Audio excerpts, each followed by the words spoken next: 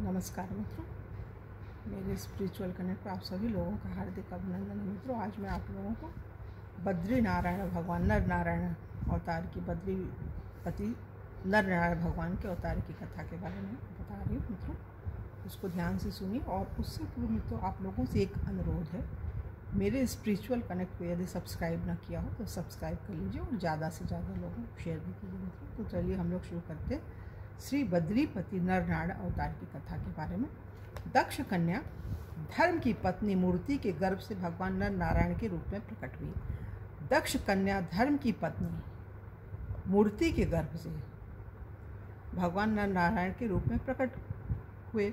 उन्होंने आत्म तत्व का साक्षात्कार करने वाले उस भगवत राधन रूप कर्म का उपदेश दिया जो वास्तव में कर्म बंधन से छुड़ाने वाला और नैष्कर्म्य स्थिति को प्राप्त होने वाला है। उन्होंने स्वयं भी वैसे ही कर्म का अनुष्ठान किया। वे आज भी बद्रिकाश्रम में उसी कर्म का आचरण करते हुए विराजमान हैं। इंद्र ने यह आशंका करके कि ये अपने घोर तप के द्वारा मेरा पद छीनना चाहते हैं, उनका तप भ्रष्ट करने के लिए सदल बल कामदेव को भेजा। उनकी महिमा न जानने के कारण गर्भ में आकर कामदेव वहां पहुंचकर अप्सरागण, वसंत, मंद, सुगंध वायु और स्त्रियों के कटाक्ष रूपी बाणों से उन्हें बेधने की चेष्टा करने लगे। इंद्र की कुचाल जानकर कुछ भी विस्मय न करते हुए आदिदेव नारायण ने उन भय से कांपते हुए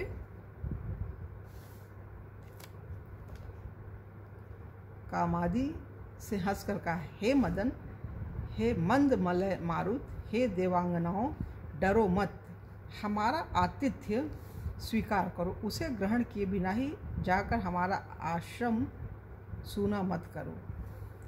अभयदायक दयालु भगवान के ऐसा कहने पर लज्जा से सिर झुकाए हुए देवगण ने करुण स्वर से उनकी स्तुति की। तत्पश्चात भगवान ने बहुत सी ऐसी रमणियाँ प्रकट की जो अद्भुत रूप लावण्य से संपन्न और वस्त्रालंकारों से सुसज्जित थीं तथा भगवान की सेवा कर रही थीं।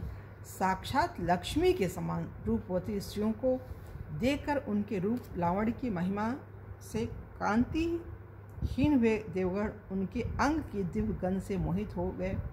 अब उनका गर्व चूर चूर हो गया। तब अत्यंत दीन हुए उन अंचरों से भगवान हंसकर बोले, इनमें से किसी एक को जो तुम्हारे अनुरूप स्वीकार कर लो, वह स्वर्गलोक की भूषण होगी।